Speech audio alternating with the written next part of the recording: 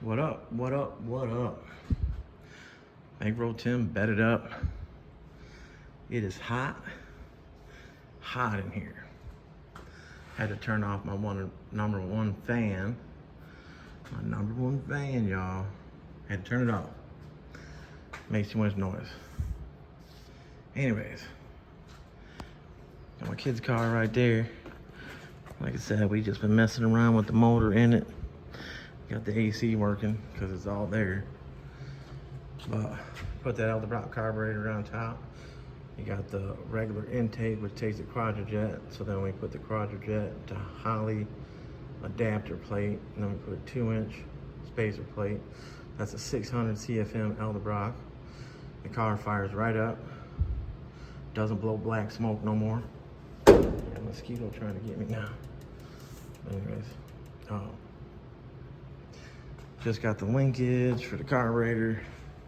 Obviously, the kickdown cable and the throttle. But yeah, so you guys can see that. It's just an old carburetor that was laying around. I think Jordan gave it to him. But I was skeptical about it. But it fires right up, idles, all that. And figure out how to hook up the kick up, throttle, idle up, whatever for the AC. But the AC clutch is turning on. It took Freon. It's got some cold in there, but it clicks on and off. Not a lot, but a little bit. So it won't take no more in it. So maybe the orifice tube filter might have some dirt in it. I don't know. But it's okay for now. Runs, drives, brakes need to be bled. Little things like that. And yeah, that's the stuff I used right there. Got it from Meyer for like 40 something bucks a can or something. Anyways, not my specialty, but my AC works perfect in my truck, which is sitting out there. But guess what happened again, y'all? My trans went out. Overdrive went out, third gear went out. We had first and second.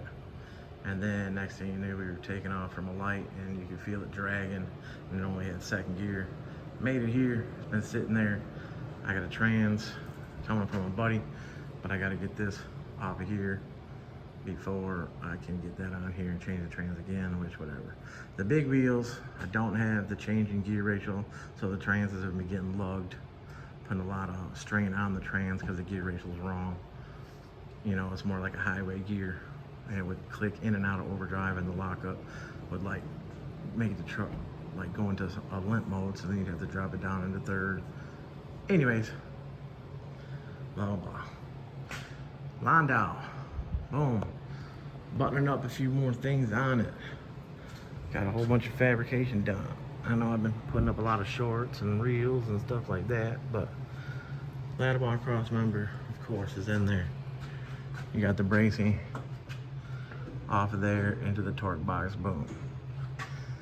Got the anti-roll on there. Like I said, it's an undermount anti-roll. I don't care for it, but it works. 28s on these cars and 9 inches. The back of the housing gets real close to the crossbar because when you run the anti-roll off of there, you got to get the anti-roll as far back as you can, and it ends up being really close to the top of the housing when tucking. So 28th, this, that, whatever. The aluminum control arm brackets, trick chassis, got the 2 strips. These actually had longer brackets on them. I had to cut off to do this setup to weld to the back of the super drop boxes. So that comes out like that, and like I've always said, I don't hide my welds. Those are my welds, boom. They got penetration, bam. When you, like this super drop box, both edges right here will be flat on the box side. So you bevel them with the grinder on the outside edge, so it gives you a little better area to sink the weld into. You can see that was a full pass. I didn't stop, I might have had a bump right here, but it was a full pass. I welded those on the bench. I put the rear end in the car, set the rear end where I wanted it, all this and that. Figured out my width with the control arms and everything. So the box from center to center is 37 inches. And I believe that is what the car is. It's 37 inches, so the bar is kind of straight, the lower. I mean, it looks like it's way in, but it's not. So if you got to measured up, and with the heim joints and the control arms, it all works. Boom. So a little bit of weld on the inside of the bottom on these brackets. When you first weld them on there, take the washer, put the washer in between both sides, because the heat that gets into here, you don't know which way they're gonna go. So you're better off to have a little bit of space here. And then for guys that are powder coating the rear ends, you need that space, because if you don't have that space in there when you powder coat it, then you go to tighten it up, it pulls the bracket in, it cracks the powder coat. Painting, you know, like this setup, we were gonna take it out, he's gonna have it powder coated, but just gonna paint everything. Of course, my signature brace across the bottom, boom, a little bend in it. This I do with a little pipe bender that I have here. This one ended up with just a little bit of a kink in it, but I mean, it's not that big of a deal. Got one more weld like this I got to do right on the back side, but I got to take the anti-roll back off. But everything's got to come back out of it anyways to get painted and all that, and then final assembly. A lot of people think that this has been taking a long time to do. I'm one guy, and every inch of this I've touched. The front I had help with taking it apart, stuff like that. Some pieces on the front I had help with. The rotors got put together by somebody else while I was doing the notch in the front. In between this car, I did the black Monte Carlo that I just did on the billets. There was a couple other little jobs I had to do. Candyman's blue box Chevy. I set up on the ground out here and moved his rear end forward and all that, and did a little trimming to his car and moved the chrome and stuff like that, because it had caught it a couple times, or the chrome was messed up or whatever. But the car was previously cut, you know, this area right here. And of course he's got the 28s on there. I originally did it with you know, the blue Landau like this. I originally did it with the 28, so a 7-inch lip, and the wheel was only 11 inches overall. He went and changed to the 12-inch with a 9-inch lip, and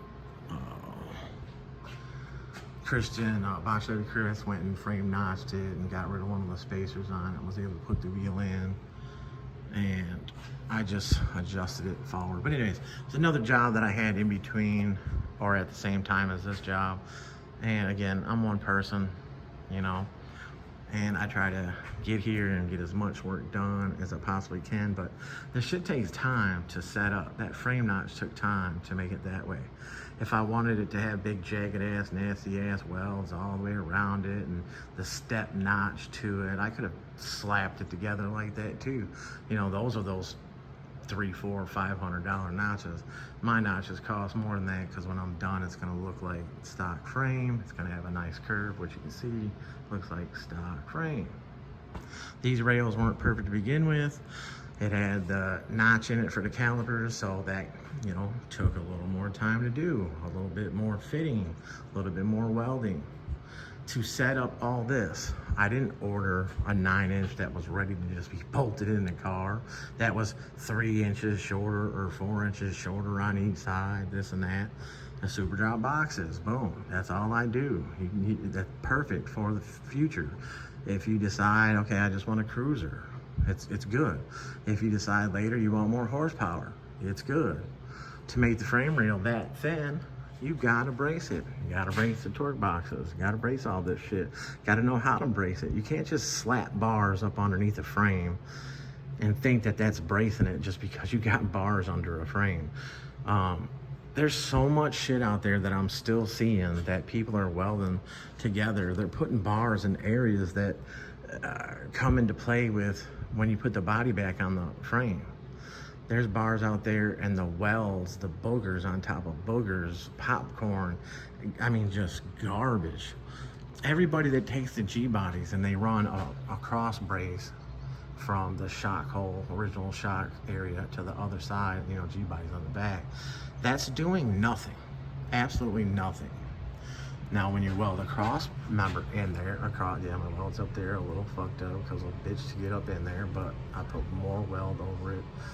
It's a hard area to get to anyways, but that brace up there goes side to side and welds to the frame. You cut the spring pocket shit out of the way, so it makes it stronger.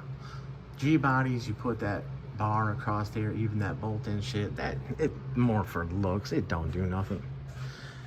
This one, as you can see, I ran that another brace inside there all the way across, tied it together, welded right to the upper mount right there, boom. The bottom is tied into this area right here, boom. That's welded up pretty good right there, so that strengthens that area. It all ties together, so it strengthens all this. So this shit, when the torque box flexes up, it cannot crack this, because this torque box will not flex up because it's fully braced. I still got people out there talking shit and asking this and asking that and stupid questions and the stupid comments on IG. All this for 28s? Oh, this and that, whatever. Yeah, I said it, whatever. They're still getting tubbed. The wheel is a 28 by 11. So that means it's 12 inches overall. So 12 inches overall, you have to frame notch. You have to tub. Look at the frame, then look at the tub. The tub comes into play. This guy wants his ass in tucked hard. Right now, where that rear end sits, the 28 will be in the wheel well up there 1.5 inches where it sits right now. But this isn't ride height. The coilover will squish down about 2.5 inches. So that means it's gonna go 2.5 inches more of tuck in there. Then we'll probably have to go up 2 holes on the 2 gold bolts right there on the aluminum bracket, boom, to get ride height. You don't turn around and take the spring and twist the spring up to change your ride height, because when you twist the spring up, you take this whatever weight spring and you put more pressure to it, which is causing it to ride rougher, stuff like that. So you gotta know how to set all this shit up. This shit takes time to set up. You want it slapped together, go to those shops that slap your shit together, and then when you have problem after problem after problem, and don't think that I don't have problems. I never said I don't have problems. There's been plenty of little problems here and there with cars. Anytime you put bolts together, this car, when I go to put the final together, every single bolt will have anti-seize on the bolt. So that way nothing can squeak, nothing can make noise. The undermount anti-rolls, if anybody's noticed, there's no zert fitting. So there's no grease fitting to pack it with grease. If you were to put a zert fitting in it somewhere, most likely the grease is just gonna go in the big solid or open hole that is in, the tube is open. So before you put this together for the last time, you pack grease in here, put grease all the way around this, put a lot of grease with your hands, whatever, put your fingers in there, boom. So that way you get grease in here, because even though there's a brass insert in here, it could still squeak because this side is metal. So any type of little friction in there, boom, could cause a squeak. Even these little bolts, you figure, oh, the tighter I tighten them, less chance it'll make noise. Well, the tighter you tighten it, now you got this moving up and down, and there's no give. So this inside piece to this will make it move, and it could squeak. So anti-seize the inside of the bolts, not just the threads. Upper control arm, same thing. Both sides, front and back, anti-seize all that shit. But yeah, that's where we're at right now on this. Yeah, you're probably wondering, oh, why is the ends not on there? Okay. So this rear end, when we originally ordered it, we ordered it for a different car. And he changed cars. So the rear end is 58 inches, meaning with the housing end on it and then the axle spacing to there, back part of there, is from flange, outer flange of axle to outer flange of axle would be 58 inches. So if you do the math, this and that, whatever, it still needs to be a little shorter than that. So I'm taking 2 more inches off of this housing. 2 inches off this side, 2 inches off that side is gonna make this car 56 inches overall from outside of axle flange to outside of axle flange. So when we ordered the center and the axles and all that, we ordered with more spline. So here we have 4 inches of spline. I put the paint marker on there, boom, I slid it in the center, and we got 1 7/8 inches of spline that goes into the carrier. Doesn't go all the way through and hit the other side. It goes all the way to where, in the whatever. So I know I can take 2 inches off of this because we still have the 1 7/8 inches plus right here. This technically doesn't have to have all the spline in there. You can have 3/4, you can have half of this spline in the center, and you still wouldn't have a problem with even high horsepower cars. This is 35 spline. So, cutting the axle. I will be cutting the axle with my cutoff wheel and the 6-inch cutoff wheel on a grinder. Boom. I'll cut it, take my time. It's going to take some time because this is some hard shit. Then I will clean it up again, and I will test fit it again in the center. Now, as you can see where the splines start? They start way the fuck in there. So, 2 more inches off of both sides. This is the long axle, and the long axle I do believe is the passenger side, 9 inches off. So that is that one.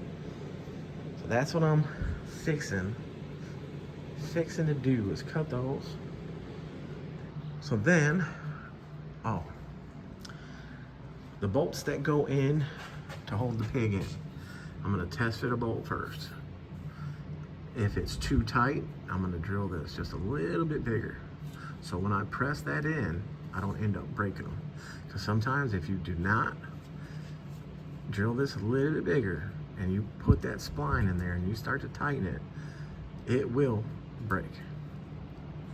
They give you an extra bolt or 2 in the kit. I'm not sure if this one has one, but I'll be able to put the bolts in here so that way I can bolt the narrowing pig in here. So this is called, third member, pig, shit like that. So we will go back here, which my son is about to grab.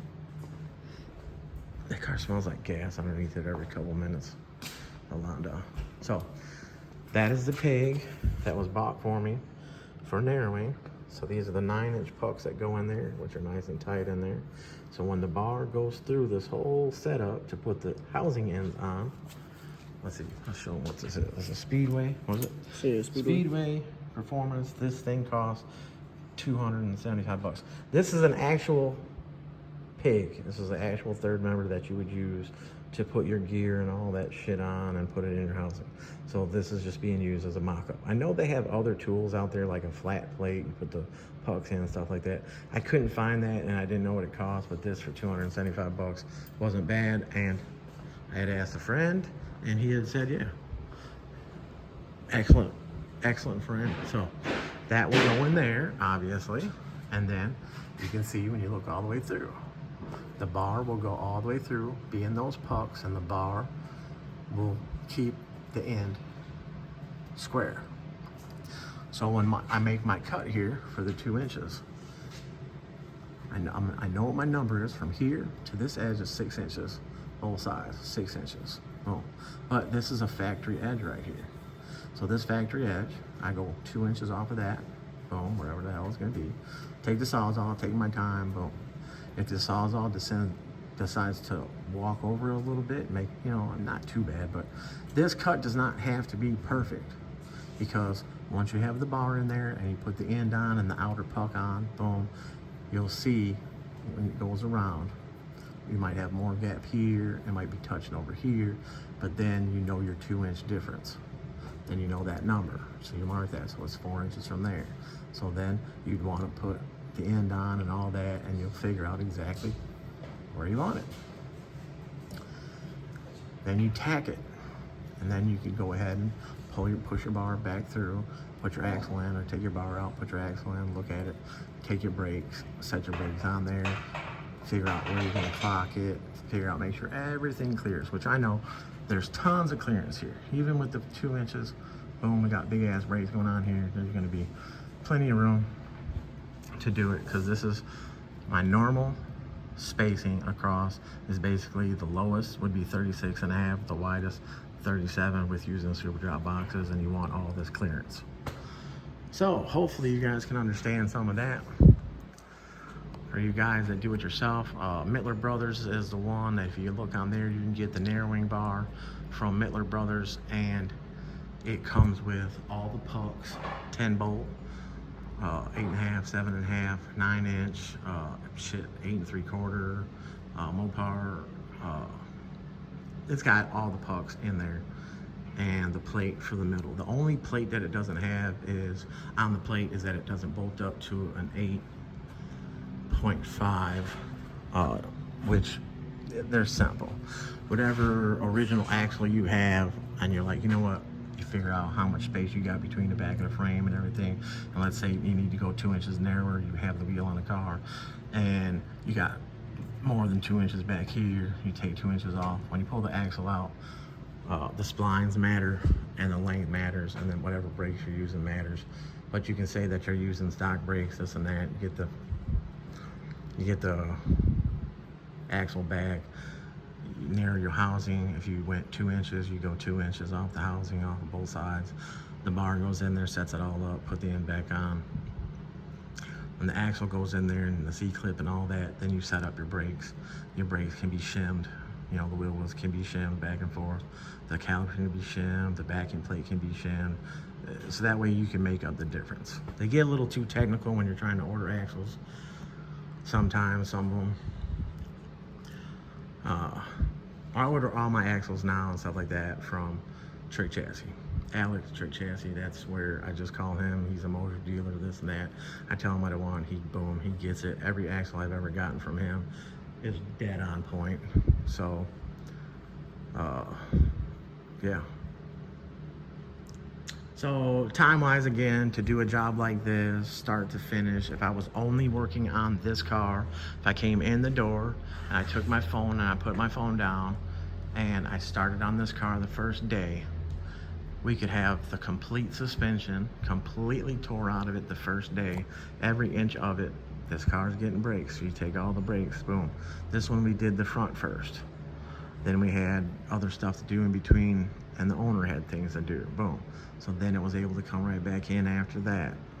I had a couple other little things I had to do, boom. But this car, I'd say, with just one person, about 3 weeks.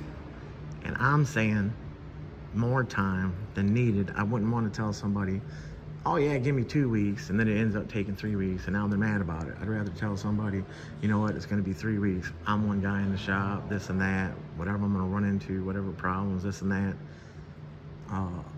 And then I end up getting it done in the 2 weeks, obviously, then call you and say, hey, guess what? The car's done. Now you're happy because it's done sooner than what I said. Instead of saying, oh yeah, I can get it done again in 2 weeks, and then it takes a month. Now you're gonna be pissed off. So I'm one guy in here, one guy trying to do it. I know everybody that's watching are real followers and people that really understand, but you get some people that just don't understand, and you just get those haters that just keep talking. And it's all negative. Oh, why Tim taking so long with your car? Oh, this and that. Oh, why is he doing all that work? Oh, it doesn't need all that. Oh, and these are people that have never done it and have no clue how to do it, and they're the ones saying all this shit. And I'm just up in here working. So yeah, la-di-da. The Landau is on the move. Oh yeah, and again, with the wheels. The wheels were ordered 3 months ago or some shit, and we still do not have the wheels. So most likely, this car is leaving with the 4s on it, so that way it can go to the paint shop. Because like I said, transport from this car got transported from Florida to here, and the cover that was on it messed the paint up all on the other side, messed the paint up on the roof, just messed the whole car up. So it's got to go to the paint shop. So it'll probably be leaving here, like I said, on the 4s, because we're obviously not going to have the wheels in the next couple days. I'm going to work this whole weekend to get this thing done. After I get the rear end set up, boom, I'm gonna test fit the wheel on there, because it does have all the same measurements. This 24 that we have is by 11, so it's 12 overall, and the back space is the same as the other wheel that's going on it. These wheels are Forgiatos. The 28s that are going on it are Forgiatos, boom. And we're gonna see the rotor clearance of the frame. should be right there, because obviously the bigger rotors have a shorter offset than the other rotors. So, than the little rotors. A little bit shorter offset. All right, y'all, I'm gonna get to this. And I'm not sure when I'm gonna post this video because I gotta edit it and I don't have a computer here no more. Edit it meaning, you know, throw the ad spots in there and stuff like that. Because it's every 8 minutes you get 3 sets of ads. So you gotta sit there and go through it and blah, blah, blah. I don't know how to do it from the phone. This brace back here was to keep both frame rails square, level, whatever, because the car has a body mount problem. The bottom part of this body mount right here in the frame is gone. So this was holding all that. If you look from back here, the bumper is down a little bit. That is the bumper that's down a little bit. Because of the way the frame rail was, the bushing was all smashed up. So then somebody had adjusted it higher or lower or whatever to make up the difference for that. But now I gotta readjust that, and that's nothing. You loosen up the 4 bolts on this side, you jack it up. You don't have to loosen up that side because it's a shock and it twists inside there. So that's that. And the other thing with this car is, if you look at the gap all the way down the frame rail, it's got a nice gap all the way down the passenger side. Look at the driver's side, look at that. Very tight all the way down. So that means the body of this car is to the passenger side, 1/2 inch. So if you split the difference, 1/4 inch. So if anything, if anybody was to notice it, but this side, when the wheel goes on, I probably have to run a 1/4 inch shim behind it to make the wheel sit in the exact same spot off of both sides. When I used the level on the car, up and down, plumb, and measured to there, it was coming up a 1/4 inch difference. So not that big of a deal, but none of these cars, this one might have been taken off the frame and I'm just not even sure, because of whatever the paint stuff is. And I said before, it just peeled and peeled and peeled everywhere. Peeled off the tank, all that stuff. So yeah, I mean, it peels like way worse than, see how that just peeled off. That's not so, right. Paint or whatever, as somebody had said in the prep word, that wasn't right. I don't know. Maybe it just never hardened. Maybe it's some type of shit they mixed. I don't know. But all right, y'all, that's it. Bank on 10, bat it up. Low bank. No bank roll. His little 79 box right there. All right, y'all. I'm gonna get to it in this hot ass shop, sweating. Bank on 10, bat it up. I'm out. Notching, frame rails, bracing, frames, custom frame fabrication, killer custom suspension, the originator, batted up customs. And yep, I'm out.